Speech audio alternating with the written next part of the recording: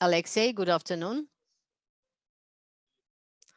Well, I'm happy to see you online. Unfortunately, the situation does not allow us to meet personally, and I hope that in the near future, we will have this opportunity to meet personally. Well, Sergey, just call me, and I immediately come. Well, the same from my side.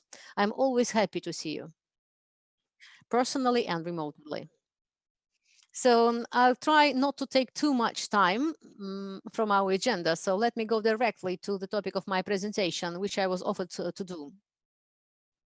Well, in fact, all my presentation can be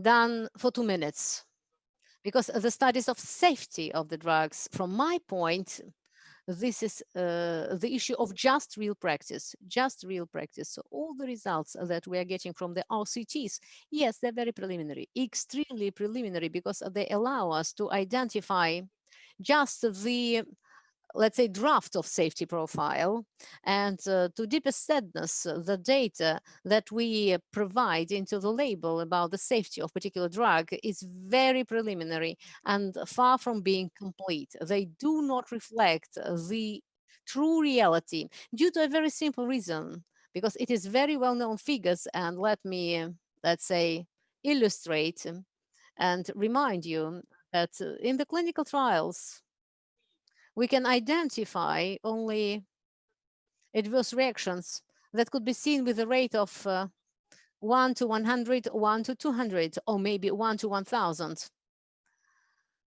And in order to identify adverse event, which is 1 to 2000 or 1 to 3000, we need to have a very big pool. We need to include into the trial many thousands, 5, 6, 10,000 patients, and definitely in the clinical trials, we will never have opportunity to identify adverse events with rate of 1 to 2,000 or rarer.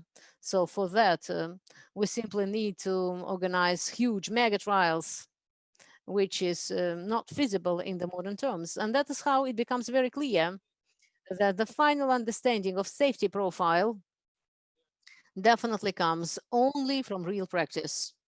And it is the real practice that allows us to formulate finally our view, our position on the drug. So in the real practice, many times we saw that adverse events can be provoked at any moment. It can be allergy to any drug, and it could be allergy to glucocorticoids and some other things which are never ever shown in the clinical trials. Adverse events may be specific and could be class specific, or could mimic the manifestation of the disease. So this is very fine line differentiation of adverse reaction, adverse event, and the symptom of the disease, because very frequently it is possible only in the real practice. And that is why the studies, I think, Alexei, we need to emphasize that the safety studies are exactly the ones that, together with efficacy studies, should be actively promoted and actively supported as a way to understand our opportunities and options of the drugs that we are working with today. What else? Today, what facilitates this need, special need to implement the studies of the real practice in the assessment of safety. Unfortunately, the medical community is not very well oriented in the monitoring system that exists. We know that way back in the 1960s, the medical community tried to assess the real safety of the drug, but the mentality of many doctors, many physicians hasn't changed drastically, that observation of safety is an integral part of the treatment process. You can see in 2014, do not know what pharmacovigilance is. 47% of doctors are unaware of this term. Only 13% of doctors have the right interpretation of what is meant by adverse event. Also, as for allergy, many doctors believe that it relates to sleepiness, etc. Also, actions by doctors when there is detection of adverse events. Well, 19% say we don't report such events. Only 20% of doctors report adverse events. The next problem is linked to the need to conduct safety trials of drugs in real practice. Unfortunately, colleagues, we must admit that there is a big need for such a study. It's a fact of life. Often we do not observe the requirements of the instruction for the drug use, and more than 20% recommend drugs for use in the dosage which are off label, which are not indicated in the insert in the leaflet. And the most interesting thing is, and we often justify the high rate of administration of drugs in pediatrics because we don't have a lot of trials on children. So we do not know how to use this or that particular drug in children, but colleagues,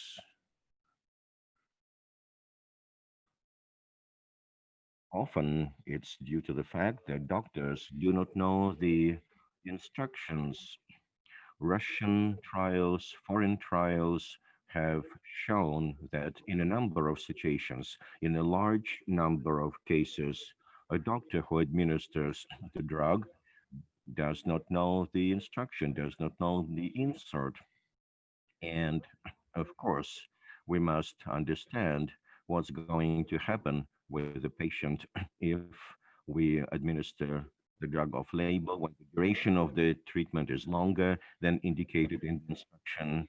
Well, my colleagues conducted a number of studies devoted to medical errors when drugs are used, including non observance of the instruction for the drug use. So we studied antibiotics and we realized that the practice of administration of beta lactams is not done properly. It is done in inpatient hospitals, in outpatient hospitals, in children, and on adults. Often the off-label use is widespread, while the dose is different. Well, also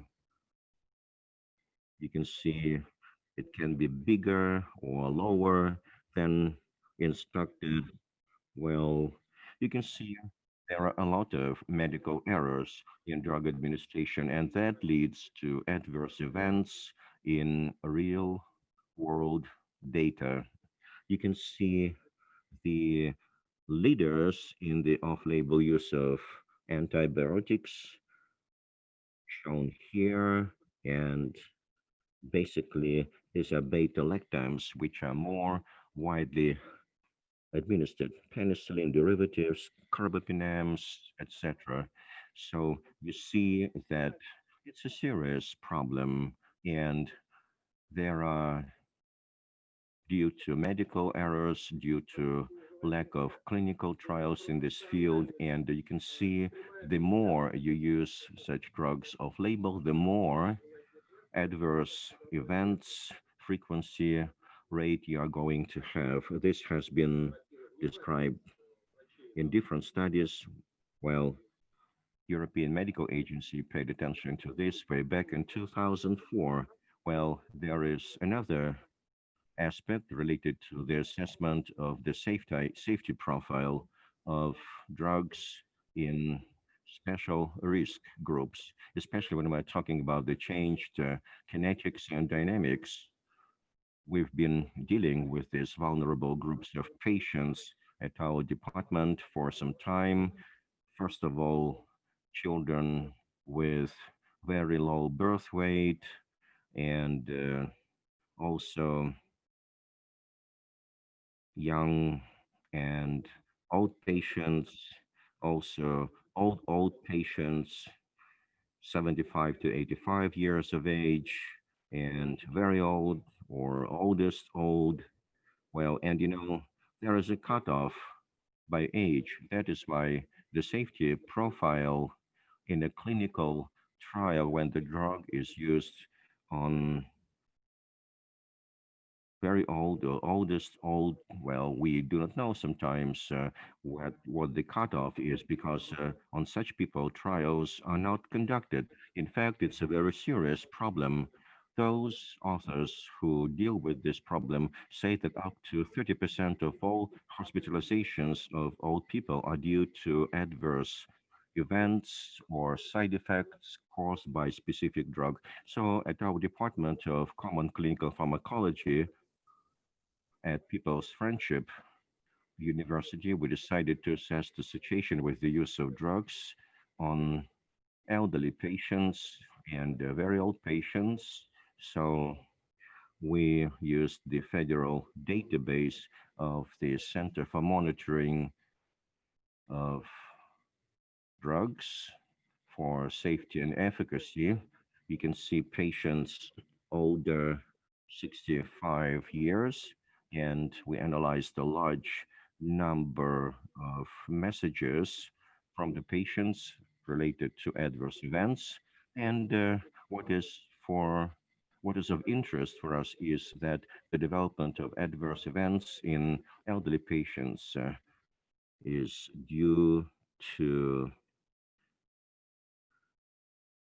different factors shown here, but in most cases, that were the drugs impacting on hemostasis, every 1/5 of adverse event was due to hemostasis problem or anticoagulation problem. You can see that 27% of such adverse events was due to that. As for the structure of adverse events, well, general disorders ranked first. Besides this, you can see another important aspect shown here, which emphasizes the need to conduct safety trials to collect the real-world data among elderly patients. We recommend our physicians to use different scales and criteria not to administer potentially dangerous drugs to old people, for example, like here's criteria to reduce the drug load. So beers can avoid administering potentially harmful drugs for the elderly people. And of course, the reasons for the development of adverse response in patients in Russia or non-recommended drugs according to Beer's criteria in 4.6% of cases. All other drugs could have been administered, but nevertheless, they were not favorable in terms of the safety profile. Moreover, it is also important to remember that in real practice, not just the doctors make errors, but also manufacturers can make mistakes, and there are errors also when the drug is released from the pharmacy. Sometimes pharmacists make mistakes when they give drugs to patients. Well, patients often do not double check what he or she got in the pharmacy, and of course, that the patient himself often makes his or her own decision. We know that patients are not always compliant. From time to time, I hear from my patients that they reduced the dose on their own. Also, they reduced the frequency rate of the intake. Today, by the way, in the morning, I discussed this issue with the patient. The patient decided to uh, reduce the dose, and there was the exacerbation of the clinical of the chronic disease. Of course, we need to do the assessment of such patients on the basis of real world data, and only the combination of all assessments, only the assessment of all stages of the life cycle of getting drugs will allow us to have a real picture regarding the safety profile of the drug. Thank you so much, dear colleagues. Dear Sergey Konstantinovich, thank you so much. We have a shortage of time, and we'll answer the questions at the end. Thank you so much.